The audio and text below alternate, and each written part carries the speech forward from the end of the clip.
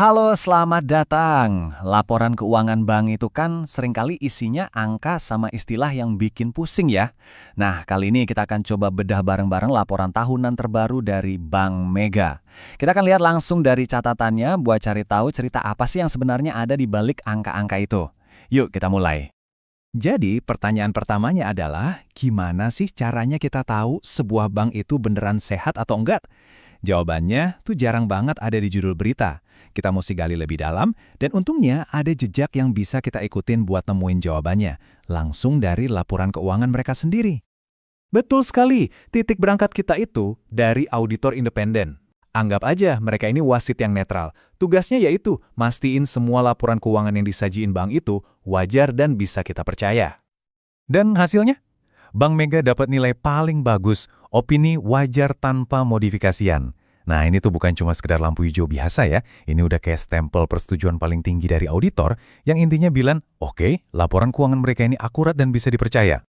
Analogi ini pas banget. Dapat opini wajar tanpa modifikasian, itu ibaratnya kayak dokter bilang hasil medical check-up tahunan Anda bersih.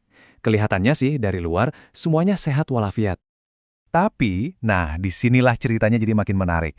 Meskipun hasilnya bersih, auditor juga ngasih catatan soal apa yang mereka sebut hal audit utama.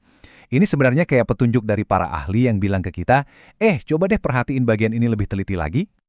Dan yang bikin penasaran, ternyata cuma ada satu hal audit utama yang disorot. Ini bikin fokus kita jadi tajam banget. Auditor mau kita lihat satu hal spesifik, yaitu gimana caranya Bank Mega ngitung dan ngelola potensi kerugian dari pinjaman-pinjaman yang mereka kasih ke nasabah. Nah, ini pertanyaan penting banget. Dari sekian banyak aktivitas bank, kenapa kok pinjaman yang jadi satu-satunya sorotan utama?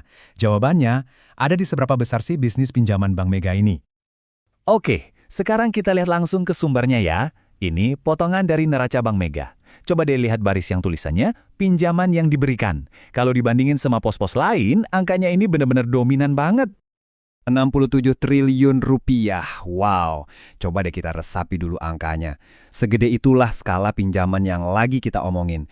Di satu sisi, ini mesin cetak uang utamanya bank. Tapi, di sisi lain, ya ini juga sumber resiko terbesarnya. Dan visual ini nunjukin betapa vitalnya pinjaman itu. Hampir setengah, tepatnya 47,75% dari seluruh aset yang dimiliki bank, itu wujudnya pinjaman.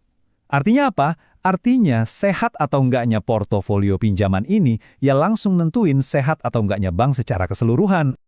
Nah, ini dia inti dari perhatian si auditor tadi. Bank itu harus bisa nebak masa depan. Dari 67 triliun rupiah tadi, kira-kira berapa banyak yang bakal macet? Ini bukan matematika biasa, ini melibatkan pertimbangan subjektif, ngelihat kondisi ekonomi, performa industri, dan ribuan faktor lainnya. Oke, kita udah paham nih. Risikonya gede banget dan sangat bergantung sama penilaian manajemen. Sekarang pertanyaannya, gimana hasilnya?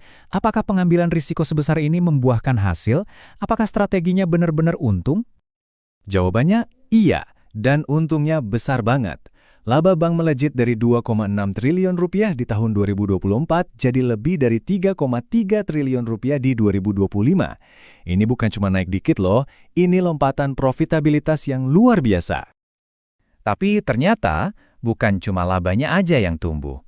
Kenaikan ini adalah bagian dari cerita yang lebih besar, yaitu ekspansi bank secara keseluruhan. Coba kita lihat datanya. Total asetnya yang bisa kita anggap sebagai ukuran total bank juga ikut tumbuh. Dari 135 triliun jadi hampir 141 triliun rupiah. Jelas, skala operasi bank ini makin besar. Dan yang lebih penting lagi total ekuitasnya, yang intinya adalah kekayaan bersih bank juga naik pesat. Dari 21 triliun jadi lebih dari 25 triliun rupiah. Ini artinya fondasi keuangan bank jadi makin kuat. Nah, sekarang kita coba sambungin semua titiknya. Ingat kan catatan auditor tadi soal estimasi kerugian kredit yang disingkat KKE, yang butuh banget pertimbangan subjektif dan penuh ketidakpastian?